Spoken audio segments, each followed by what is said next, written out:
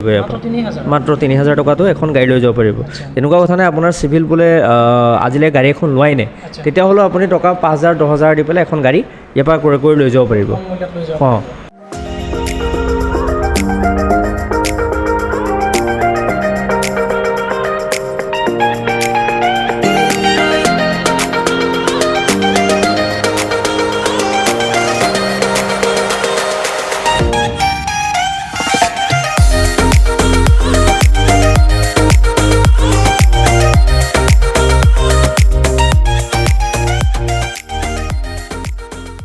নমস্কাৰ, AB media চান্তাপনাক স্বাগতম জনোৱা হ'ল।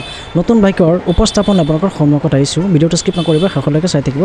আৰু এইখন ডিলাৰত বহুত কম মূল্যত আপোনালোকে বাইক লৈ যাব পাৰিব। মাত্ৰ ৩০০০ টকাৰ পৰা এইখন ডিলাৰত বাইক ষ্টাৰ্ট হয়। যি শুনিছে এয়ে সঁচা, মাত্ৰ ৩০০০ টকাৰ পৰা বাইক আপুনি লৈ যাব পাৰিব। আৰু এজন আছে ফাইনেন্স কৰা দাদাজন। দাদা আপোনাৰ শুভ নামটো জানো? মোৰ নামটো বাছিৰ শ্বেখ হয়, মই টাটা কেপিটেলৰ ৰিপ্ৰেজেণ্টেটিভ হয়। আমাৰ ইয়াতে খুব কম সুতৰ হাৰত আপোনালোকে যিকোনো এখন বাইক ক্ৰয় কৰি লৈ যাব পাৰিব।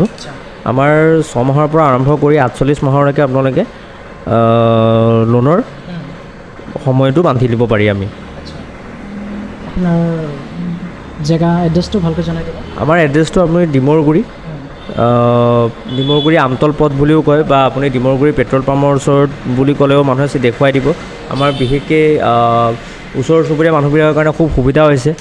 আগতে সবকা যাব লগা হৈছিল, এতিয়াতো যাব লগা নহয়। আমাৰ মৌখুলি বা চামগুৰি সেইফালৰ মানুহবিলাকৰ কাৰণে বা এই ডিমগুৰি মানুহবিলাকৰ কাৰণে সুবিধা হৈছে। ইয়াতে ওচৰত খুব কম সময়ৰ ভিতৰতে গাড়ী এখন লৈ যাব পাৰে।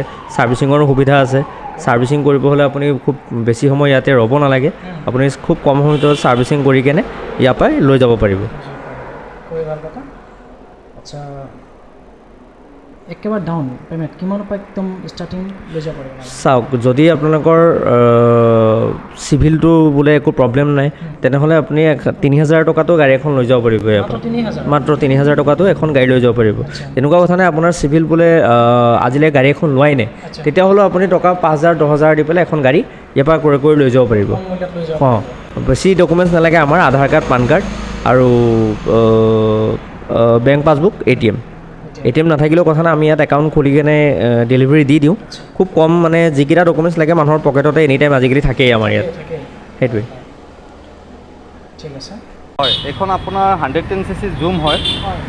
এইটো কালাৰ যদি আপুনি জানিব খোজে 5টা কালাৰত আহে, আৰু টপ কালাৰত আপোনাৰ 4টা আহে, হোৱাইটটো বাদ দি পেলাই।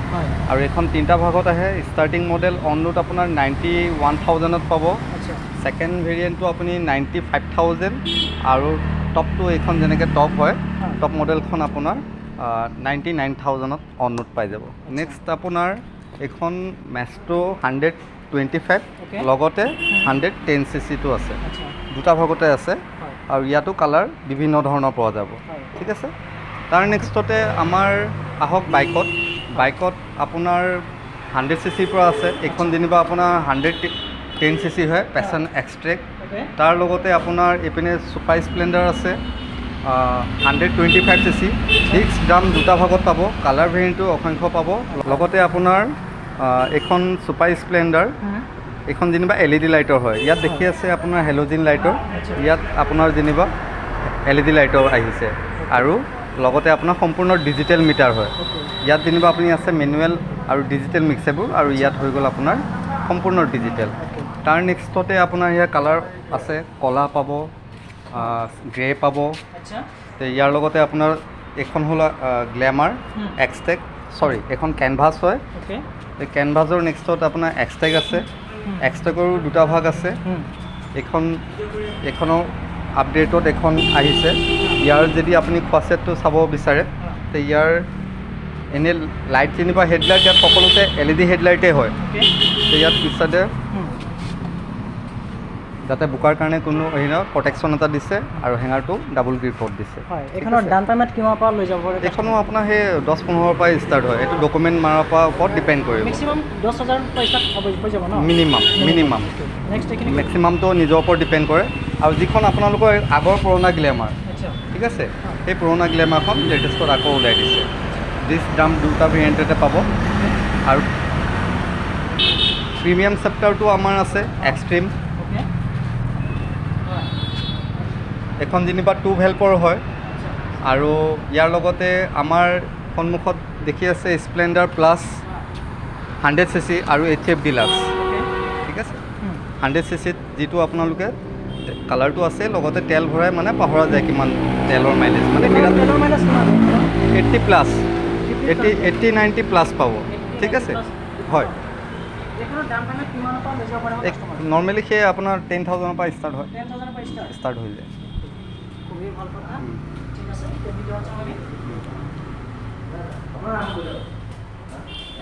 এতিয়া হৈ গ'ল সেইখিনি বাহিৰত থাকে, কালাৰটো বেলেগ। এইখন 200cc হয়, ঠিক আছে। এক্সপাছ 200T 4টা ভেলপত আহিছে আৰু লগতে আপোনাৰ অইল কুল ইঞ্জিন হয়। আচ্ছা, আৰু যিখন মই আপোনাক অলপ আগত দেখাইছিলোঁ এক্সট্ৰিমটো আপোনাৰ 2 ভেলপত বাহিৰত দেখাইছিলোঁ, এইখন হ'ল 4 ভেলপত, আচ্ছা। ঠিক আছে। এইখিনি চব একেই আছে, একে কালাৰ আছে, ডিফাৰেঞ্চ একে আছে। আছে। আৰু এইফালে এইখন কৈ দিব। এইখন আমাৰ এক্সট্ৰিম 200S। আচ্ছা, নেক্সটত আমাৰ কৰিশ্মা XMR আহি আছে।